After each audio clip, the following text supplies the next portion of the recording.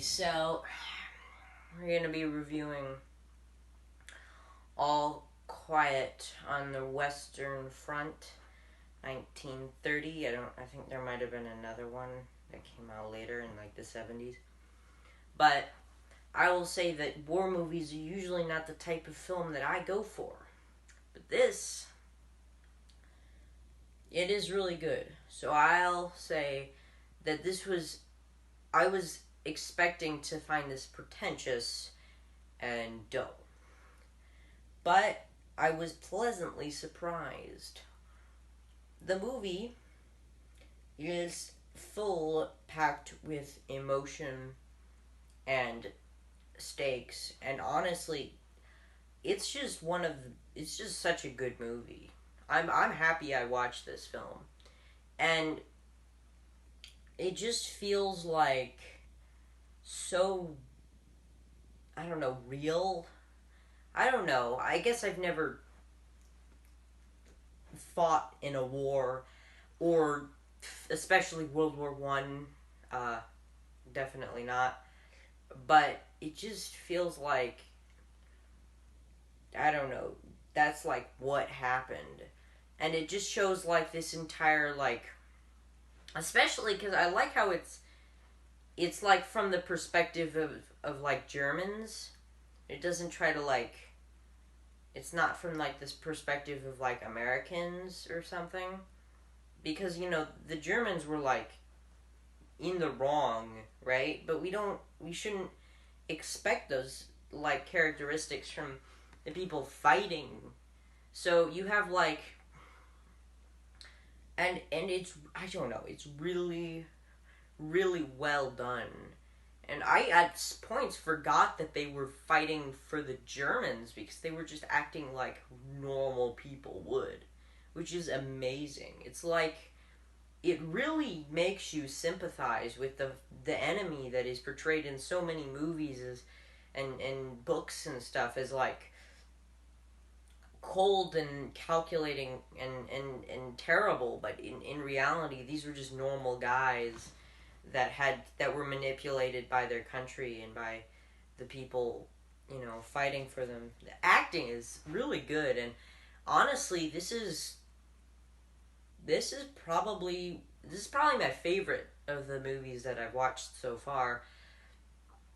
It's better than Wings, I definitely say that.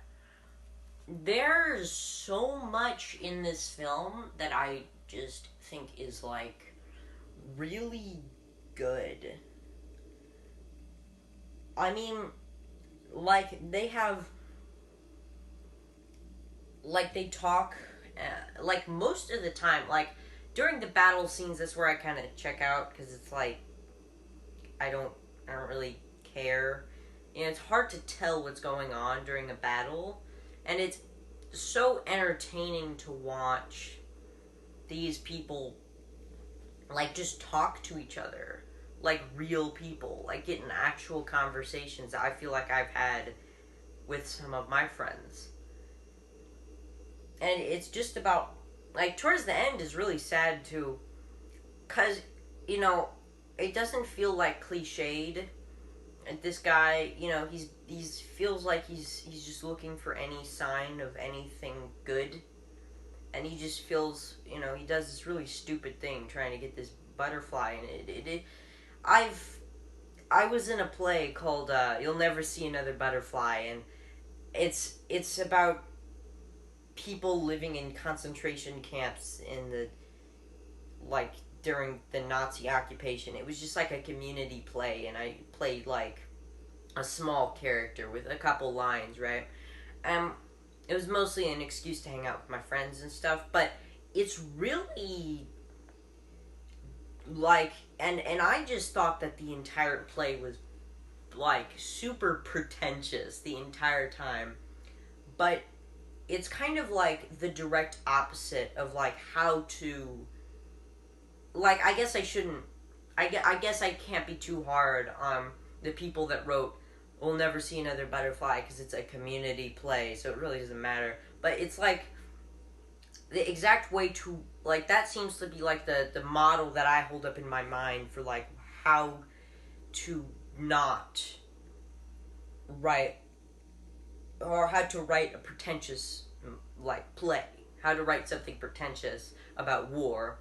And then this, I would say, is the opposite. All Quiet on the Western Front is probably the exact opposite way, and it's the best way to make it seem like it's not pretentious, and it's not pretentious, in my opinion.